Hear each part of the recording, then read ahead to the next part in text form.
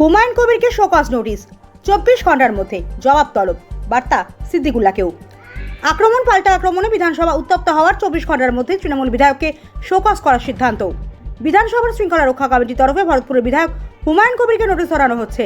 সূত্রের খবর, বৃহস্পতিবার মন্ত্রিসভার বৈঠকে হুমায়ুনকে শোকজ করার নির্দেশ দিয়েছেন মুখ্যমন্ত্রী মমতা বন্দ্যোপাধ্যায়। বুধবার বিধানসভার বাইরে সংবাদ মাধ্যমের মুখোমুখি হয়ে হুমায়ুন যে মন্তব্য করেছেন তার প্রেক্ষিতে এই শোকজ করা হচ্ছে বলে সূত্রের খবর।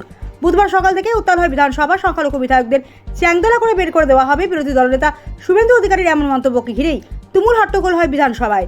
এরপরই শুভেন্দু অধিকারীকে বার্তা দিয়ে হুমায়ুন কবির বলেন, 72 ঘন্টার মধ্যে ওই কথা প্রত্যাহার না করলে 42 জন বিধায়ক আপনার ঘরের বাইরে আপনাকে বুঝে নেবে। আপনি পারলে 66 জনকে নিয়ে আমার সঙ্গে মোকাবিলা করুন। আমার জাতিকে অপমান করা হলে আমি ছেড়ে দেবো না। বিধায়ক আরও বলেছিলেন, মুর্শিদাবাদে যান, দেখে নেব আপনাকে।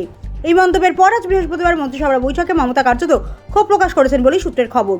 হুমায়ুনকে শোকজ করার নির্দেশ দেওয়া হয়েছে। তাকে 24 ঘন্টার মধ্যে কারণ দর্শিয়ে জবাব দিতে হবে। এই নির্দেশের কথা শুনে নিজের অবস্থানে অবিচল হুমায়ুন কবির। তার সঙ্গে যোগাযোগ করা হলে তিনি জানান, এখনো পর্যন্ত কোনো নোটিশ পাননি। তিনি আবারও বলেন, আগে জাতি তারপর দল।